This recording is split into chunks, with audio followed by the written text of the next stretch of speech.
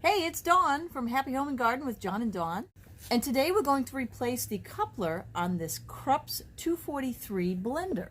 This is the style coupler that we'll be replacing today. This style is a little bit different than this one here. You'll need a Phillips head screwdriver, a pair of pliers, and a pair of vice grips. Something similar to these. And this is the part. I ordered this off of ereplacements.com.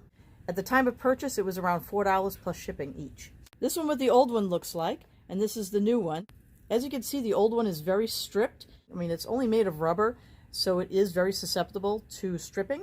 Some of the instructions online say to take a screwdriver and then jam it so that this will loosen. However, as you can see here, this moves left and right, and there's really no way to do that. Some of the instructions I've seen say to take a pair of needle nose pliers and hold the base while this can turn counterclockwise, but unfortunately you can't stick this in there.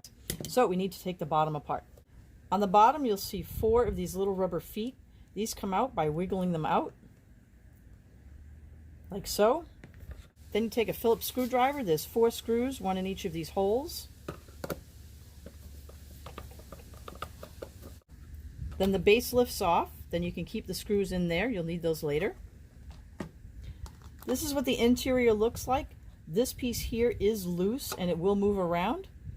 So be sure to remember the location and the orientation of this piece. This is a pair of vice grips, and we're going to be holding this screw with the vice grips. It's best to use pliers that have this rounded notch in the middle. Okay, that's kind of tight. I'm going to turn the machine sideways, and that's what it looks like on the back. The pliers should be resting on the table surface. On the front part, we're going to be holding the coupler at the base of this. Now keep in mind that this is all rubber, so if you're going to be holding the top of it, that's not going to work. If you push on the motor a little bit, you'll see that it comes out. You can see that there's more space under the coupler.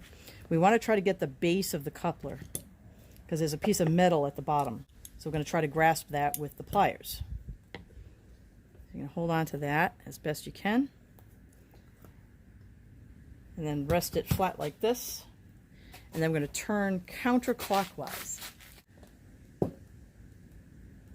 And there. I already had loosened this up prior to the video, so you might have to give this quite a tug to get it, but it does loosen counterclockwise.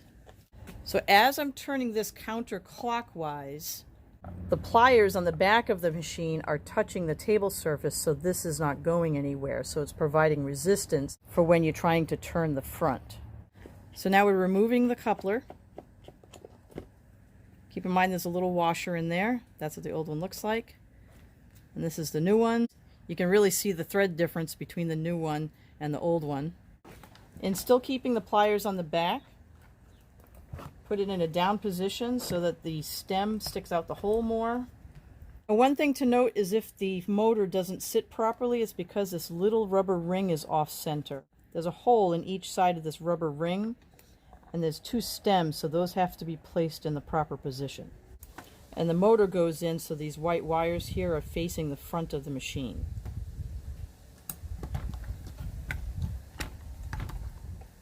If this is not aligning properly, that's what the problem was. So you put the little washer and then you put the coupler on.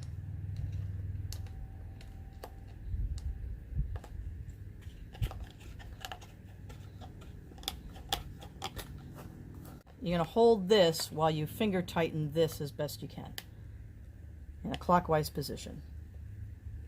There we go. Release the back. Make sure that the motor is seated properly. Then attach this to the back where this corner piece and this hole is to the right of the unit so that the little channel is facing left. The wire fits into this little groove like that. And the wire fits through this little hole on the bottom plate. Like that. Put the 4 screws in. The back should be securely on. If you see it like this, it means something's wrong inside.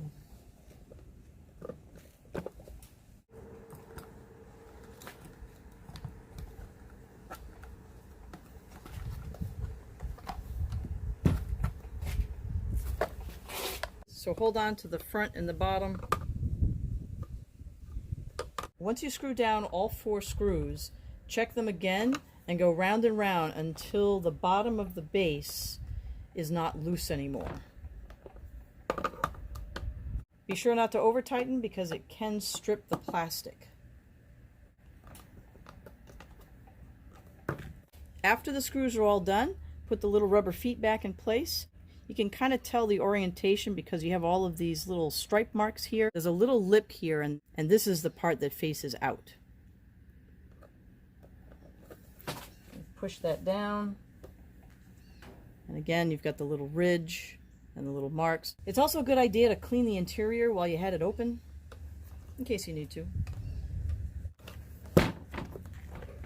And all done. And by the way, could you please subscribe, because we're a really small channel and we super appreciate new subscribers. Also, if you enjoy things like gardening and crafting and other do-it-yourself projects, definitely check out the rest of our channel. Thank you for watching. Bye!